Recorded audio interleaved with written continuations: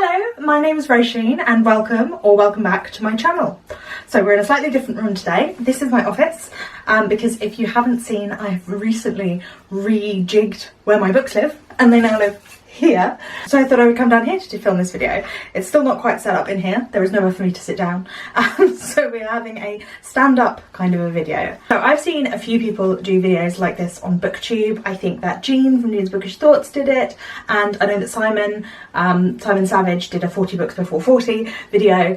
So I thought today I would do a 30 books before I turn 30 video because I turn 30 next year. So I've got some time to try and read 30 books. These are all books that are on my TBR, whether that's on my physical TBR or on my audiobook TBR or that I have on my Kindle. And when I say audiobook TBR, I mean on my Audible TBR from back when I had an Audible subscription. So I own these books rather than books that I can borrow from Scribd or from the library. This year I've done hardly any reading from my actual TBR of books I already own, and I want to change that next year. So that's one of the reasons I'm doing this video. I also have made a video before about the fact I want to read 30 classics before I'm 30. I will leave that video in the cards above as well. I was doing research for this video and there are so many lists of 30 books you have to read before you're 30 that are full of classics. And I definitely do want to read some of those. So some of these are the classics that I already own. But they're not all classics. Some are modern classics. Some are just things that have been on my TBR for a long time and I've been meaning to get to. Some are books that I just sound really good and I was supposed to read them in some sort of TBR or something and I haven't yet. So there are various things, but since there are so many books, we're going to be as quick as possible. So as well as the physical ones here, I also have some on my phone that are the... Ooh, that was TikTok. I also have some on my phone that are the audiobooks or ebooks I have been meaning to read. So I'm going to start with some of them and we'll move around. The first one is Middlemarch by George Eliot. Now the reason this is on my TBR is because I've never read a book by George Eliot and I feel like she's one of those essential 19th century writers that I always hear people talking about. It means that it's one that I've been intending to read and it's one that I have on Audible. Which is probably very useful because Middlemarch has, I think, about 800 pages. George Eliot wrote in a modernist style, meaning that her writing was very detail-oriented, very much down to the mundane, using vernacular English and talking about normal people, all of which are things that I've been meaning to read more of. I used to read a lot of Victorian literature when I was younger, but it's something that I've grown away from in recent years. And Middlemarch was on the 100 novels that shaped our world, as well as being on lots of these 30 books to read before you're 30 lists. So this follows Dorothea Brooke, a young idealist whose search for intellectual fulfilment leads her into a disastrous marriage to the pedantic scholar Casaubon, Dr. Lydgate, whose pioneering medical methods, combined with an imprudent marriage to the spendthrift beauty of Rosamond, threaten to undermine his career, and the religious hypocrite Bulstrode, hiding scandalous crimes from his past. So, all sounds really interesting and a kind of different look at Victorian literature to what I have read in the past. Now I'm sure I have a copy of this book. Ah, there it is. So next on my list is Perfume, the Story of a Murderer by Patrick Suskind. As you can see here, I am going to be doing a video in the new year. We'll see how it goes. Where I read my mum's favourite books, and this is one of her favourite books. I asked her for a list of her favourite books, and there were loads, so it might turn into a bit of a series. I might try and get her on here and do a bit of a Q&A with my mum. If you'd be interested in seeing that, I'm not sure how comfortable she'd be on camera, so we'll have to ask her. But Perfume is a film, but has been adapted into a film that I really love with Ben Whishaw, who's an actor I really like, and is also set in 18th century France. And I've been reading to read more books set in the 18th century. It is also in translation, translated from the German by John E. Woods. This edition at least. And this is about a man who lives in France. He doesn't smell of anything himself, but he has an extraordinary sense of smell, and he decides to make the most creative sense by murdering virgins.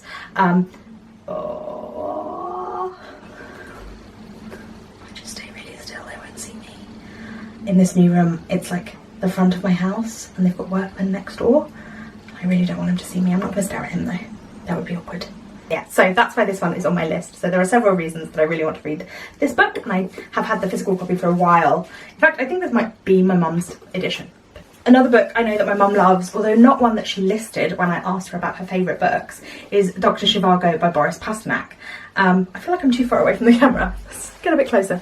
This is another classic that I've been meaning to read. This is a Russian classic. Obviously, it's one of the greatest love stories ever told, apparently. This is an epic Russian novel in the throes of revolution and one of the greatest love stories ever told. Yuri Zhivago, physician and poet, wrestles with the new order and confronts the changes cruel experience has made in him and the anguish of being torn between the love of two women. I've mentioned before how I have a romantic idealised view of Russian literature, having studied Russian at school for 4 years and been really interested in Russian culture and literature. So that is why this one is on my list. We also have Black and British by David Olusoga, and I think I'm seeing a theme here in the books that I've been meaning to read and haven't got to yet. They tend to be very chunky. This is a history of Britain and Black British history that has been whitewashed from the face of the history we learn at school, about the long relationship between the British Isles and the people of Africa and the Caribbean. A story that reaches back to Roman Britain, to Elizabethan blackamoors, and how British wealth is based on the slave trade. A very important piece of history, a really famously great book. Everybody I know who's read this has found it really well written and really engaging. It's just intimidation at the size of that text, but hopefully I will get around to reading it before I turn 30. Another one of my mum's favourites that I also happened to already have in audiobook is Possession by A.S. Byatt. A.S. Byatt is a writer that I think I would really like, but I've never read any of her works.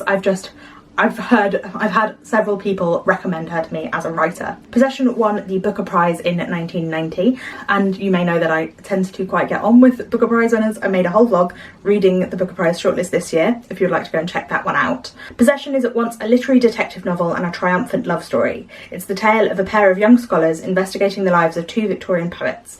Following a trail of letters, journals and poems, they uncover a web of passion, deceit and tragedy, and their quest becomes a battle against time, which sounds really exciting. A lot of the time when you are faced with like a big, chunky, well-loved book, Possession by A.S. Byatt is definitely a modern classic.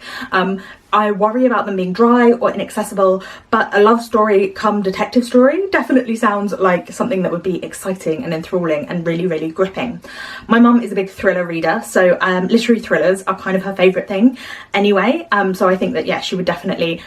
If she likes this book, then it is probably quite plotty as well as being beautifully written. Another book that came up a lot on these 30 books to read before your 30 lists was The Bell Jar by Sylvia Plath, which I also have on audiobook. And it's one of those books that I feel like I should have read already. It's one of those books that I feel like who I was as a teenager should have been reading Sylvia Plath, but who I was as a teenager was watching Shipwrecked on Channel 4. So I had pretensions about who I was, which weren't quite accurate, but I know that Sylvia Plath is beloved of many people. Sylvia Plath, this is her novel about the experiences and amidst the impenetrable misogyny of the 1950s. When Esther Greenwood wins an internship on the New York fashion magazine in 1953, she is elated, believing she will finally realise her dream to become a writer. But in between cocktail parties and piles of manuscripts, Esther's life begins to slide out of control. She finds herself spiralling into depression and eventually a suicide attempt as she grapples with the difficult relationships and society which refuses to take women's aspirations seriously. So as a feminist myself and as someone who writes poetry and I have read a lot of Sylvia Plath's poetry, even if I haven't read any of her novels, and I love fiction written by poets, so I have high hopes for this one, and it isn't a chunky one for once. Another classic here, which seems to be a recurring theme, is Reubens by Amy Levy. This is a British Jewish classic, which is not something I think I've read before and is one of the reasons this one called to me. It's a nice slim little volume, and this is about a Jewish family in London in the Victorian period.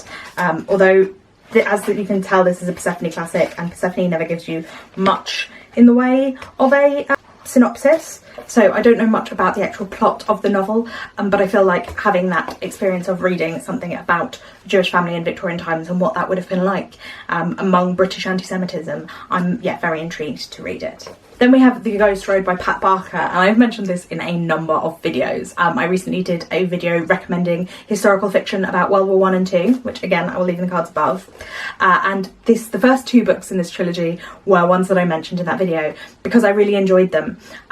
The first one is about Craig Lockhart, a mental institution, and the second one, The Eye in the Door, is about conscientious objectors and the treatment of conscientious objectors during the First World War, the force feeding and the inhumane treatment. And so I really enjoyed them, but I've never got round to reading the third one, and this is about the final few months of the war, army psychiatrist William Rivers is increasingly concerned for the men who've been returned in his care, particularly Billy Pryor, who is about to return to combat in France with young poet Wilfred Owen. As River tries to make sense of what, if anything, he has done to help these injured men, Pryor and Owen await the final battle in a war that has decimated a generation. I know that I like the writing of this. I just have mentioned before that I feel like I need to reread the other two before I can get into this one, but I'm going to make it a priority to try and read this before I'm 30. Another one I have here is another Booker Prize winning historical fiction, and that is Washington Black by Essie Edugyan, which was shortlisted for the Man Booker in 2018. I can't remember if it won it or not, actually. I don't think it did, 2018. I feel like that was the Luminaries or something. Anyway, this one has been shortlisted, and it's one that I know I heard about because Kayla from Books and Lala read it for the Readathon, because Edugyan is a Canadian author, and this is about two English brothers who take the helm of a Barbados slave plantation, and an 11-year-old field slave finds himself selected the personal servant to one of them, the eccentric Titch Wilde, who is an inventor, explorer and abolitionist, determined to build the perfect aerial machine. Soon Titch's idealistic plans are shattered and Washington finds himself in mortal danger. They escape together, but then Titch disappears and Washington must make his way in the world alone. So I've talked a lot about how I love historical fiction and I like Booker Prize winning historical fiction. I seem to get on with all of the historical fiction that gets onto that prize shortlist, and this just sounds like an interesting piece of history. And I love a hot air balloon, so if you slap a hot air balloon on anything, then I'll probably look at it. Now we have A Ghost in the Throat by Doireann Ghriofa. I picked this one up at the end of last year as it was Foyle's Book of the Year.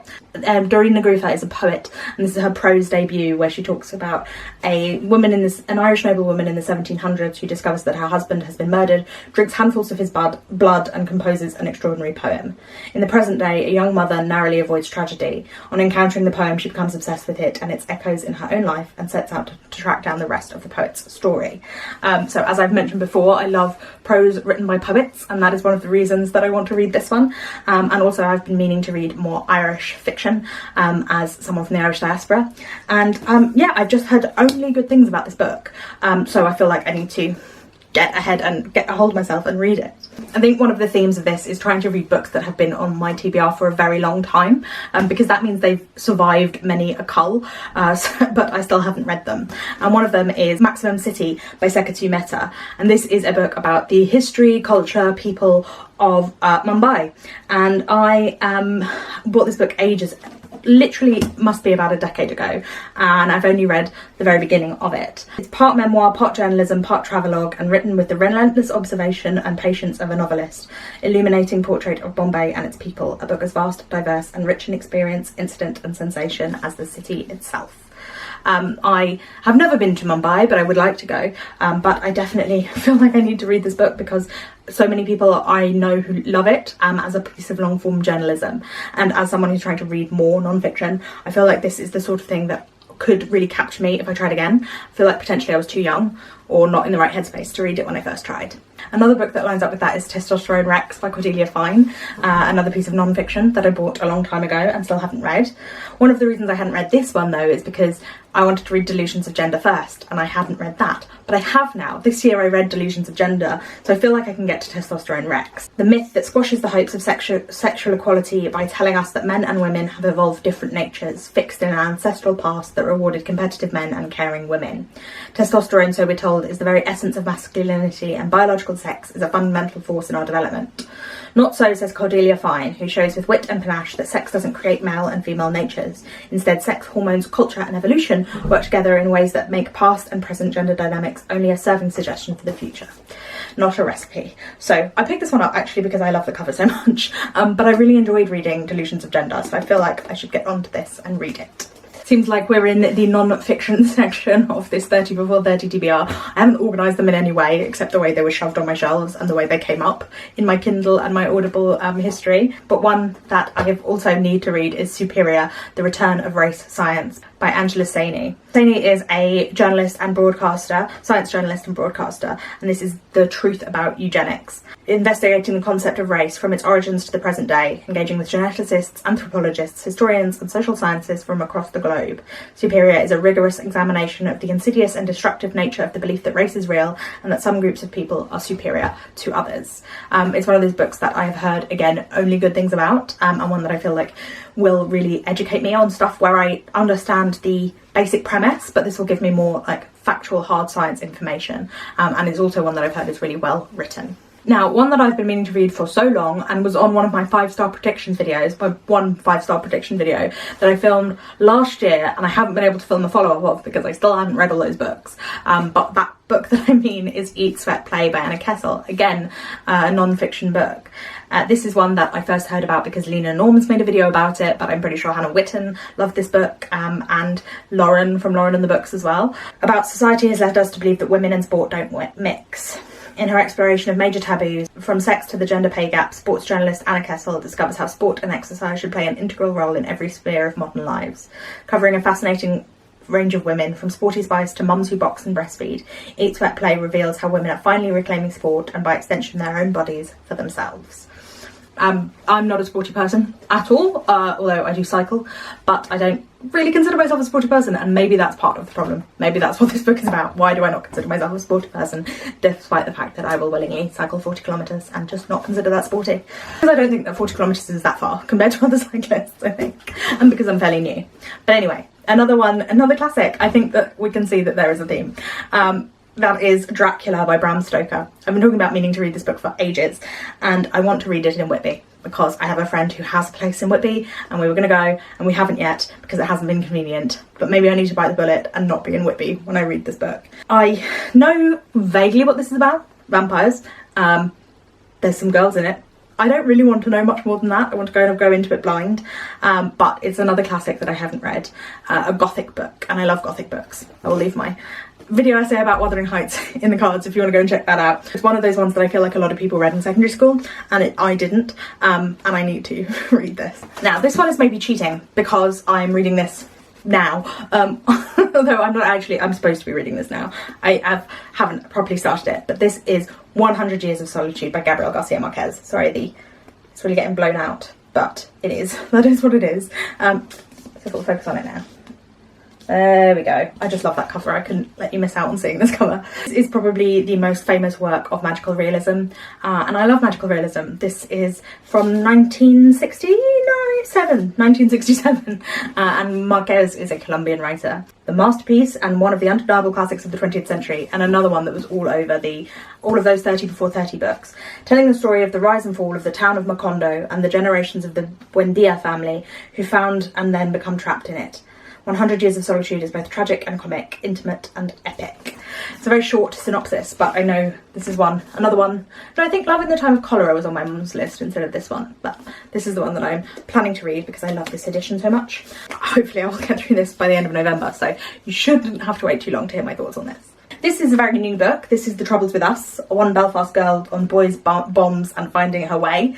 And this is a memoir, a funny, moving memoir about the Troubles in Northern Ireland. I believe this is set in the 90s when Alex O'Neill was a teenager, and about her growing up during the Troubles. Now, the reason this one is one that I so much want to read is because it was actually the first proof that I ever got sent on this channel, and I feel like I need to honour that and read this book, but also because my mum is from Derry, and so my mum grew up during the Troubles, not in the 90s, in the 70s, but I do feel like I should know more about it than I should know more about it even than I do. I want to read more books set during the Troubles, so that is the reason that this one is high up on my list. I also have Beneath the Lion's Gaze by Maza Mengistu, and this is one that I want to read because of how much I loved The Shadow King by Maza Mengistu. It was one of my favourite books that I read last year.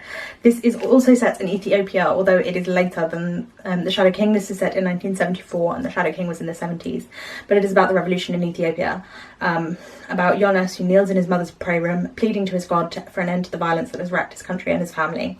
His father, a prominent doctor, has been ordered to report to jail after helping a victim of state-sanctioned torture to die, and his brother has just joined an underground resistance movement, a choice that will lead to more upheaval and bloodshed across a ravaged Ethiopia. Now, I feel like this is especially pertinent to read at the moment because Ethiopia is undergoing another crisis, another potential civil war. In the Tigray region there is also already a lot of violence, but across the rest of Ethiopia something could burst out, and that is worrying. I'll leave some links to information in my description, but yeah, I want to read this book, but just because I love this writer so much. It's the main reason it's on my list. One that was recommended by my English teacher when I did A-level English, so about 10 years ago now, is The Ragged Trousered Philanthropists by Robert Tressel.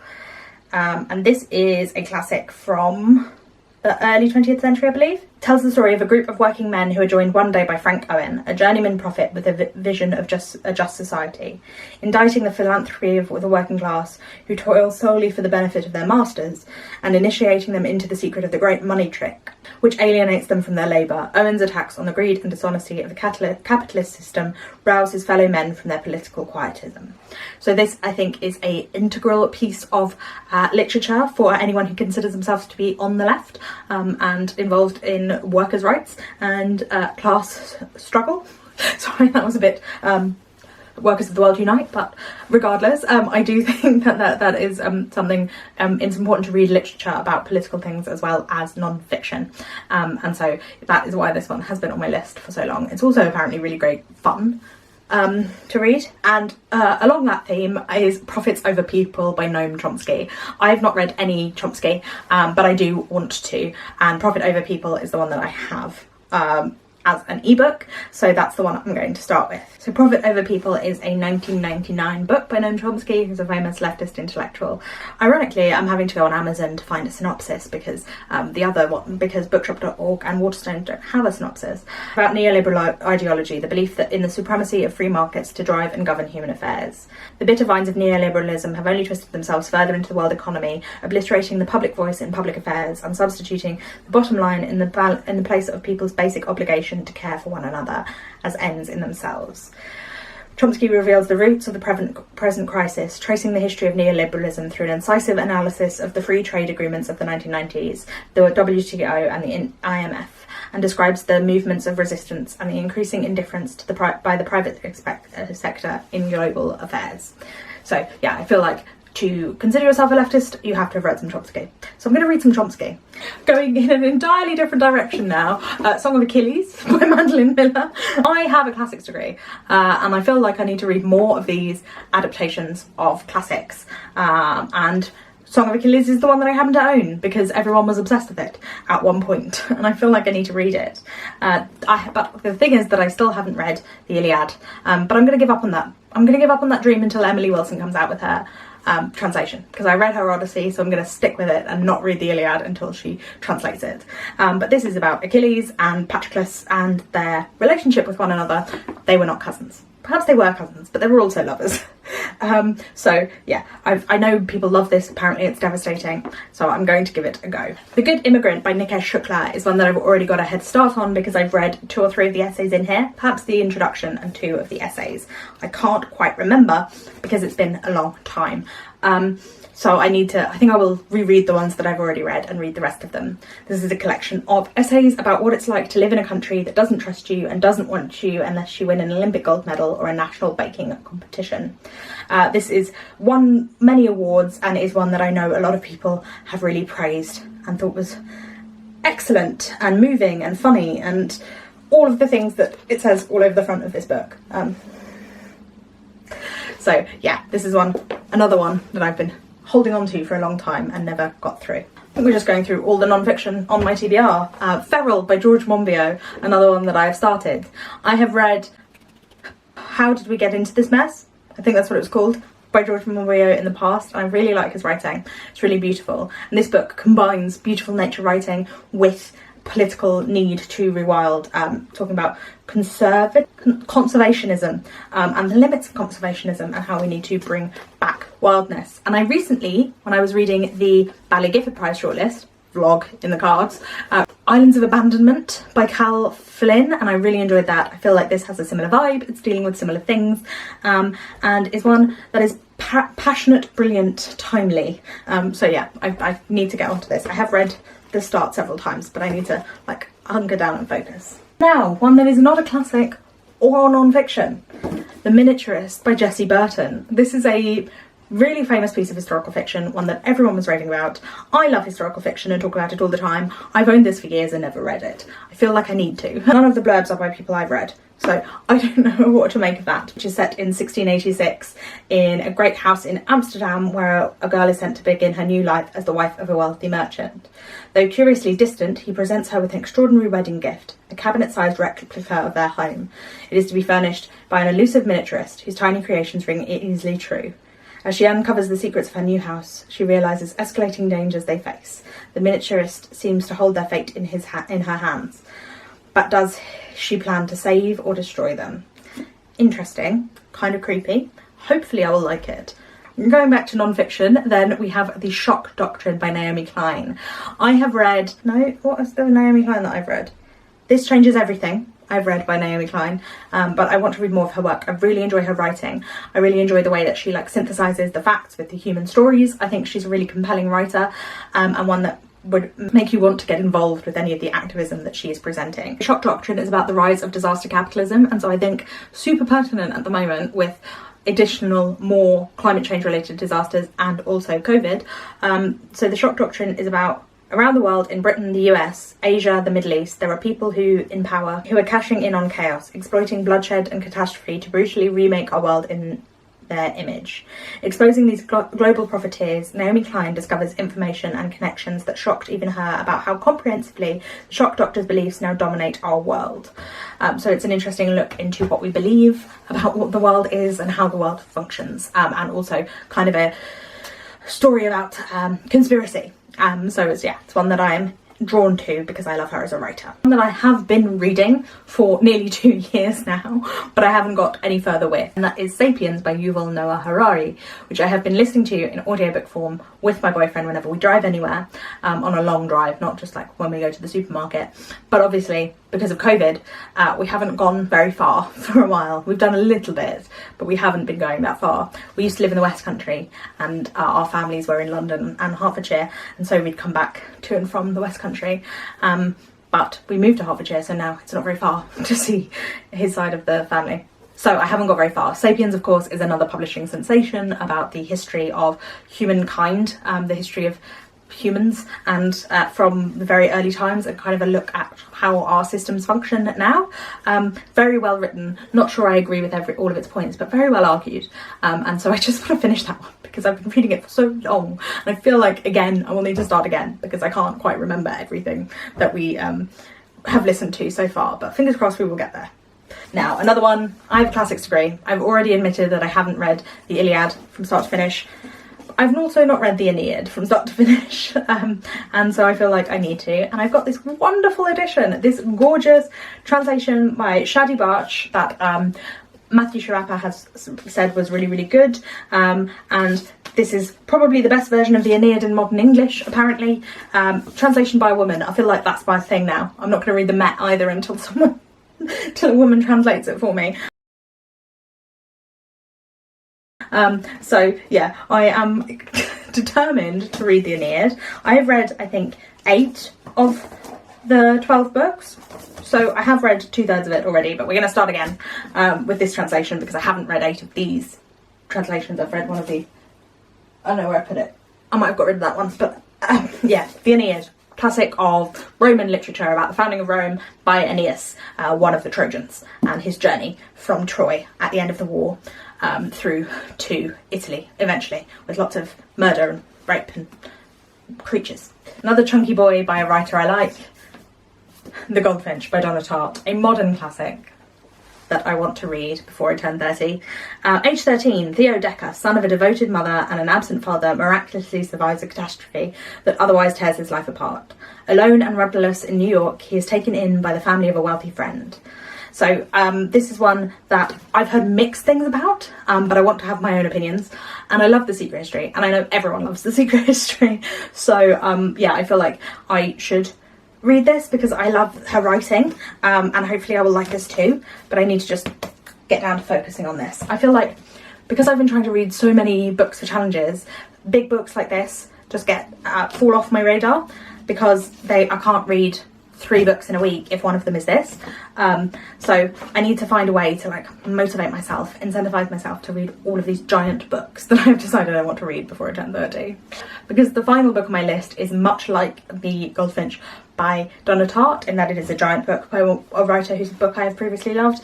This is The Lacuna by Barbara Kingsolver. Another chunky boy, and another one won the Orange Prize for Fiction in 2010. This is set in 1935. Harrison Shepherd is working in the household of famed muralist Diego Rivera and his wife Frida Kahlo. Sometimes cook, sometimes secretary, Shepherd is always an observer, recording his experiences in diaries and notebooks. When exiled Bolshevik leader Lev Trotsky arrives, Shepherd inadvertently casts in his lot with art and revolution, and his aim for an invisible life is thwarted forever. So yeah, another really chunky modern classic that I feel like I need to read, because I've only read one of Barbara Kingsolver's books and I'm terrible at reading an author's backlist, so I need to get on with that. Those are the 30 books I want to read before I'm 30. Classics, modern classics and non-fiction seem to be a big theme. So I need to try and actually read physical TBR books and these books that I have mentioned over the course of the next year. So if you have any ideas about ways that I could encourage myself to actually read my TBR, I would love to hear them in the comments. I don't want to just put them on a slip and read them when they come out. That really doesn't appeal to me. I'm not sure why, but it doesn't. So if there are any other ways you can think of, aside from writing them all down, I would love to hear what you have to say. I know there are lots of games that people play for their TBRs, but I really like to do themed reading vlogs. So if there was some way I could do a themed reading vlog that actually involved me reading books I owned, instead of getting them all from the library. Anyway, that's just what I'm thinking about right now. Thank you for watching. Let me know if you have read any of these books, what you thought of them, and I hope you've enjoyed this video. Please remember to give it a thumbs up if you liked it, and to subscribe. I put out new videos twice a week, so I will see you again very soon. Thank you for watching. Bye bye. Just stay really still, they won't see me. Okay, we're gonna try and keep going. Oh, yeah, there I am.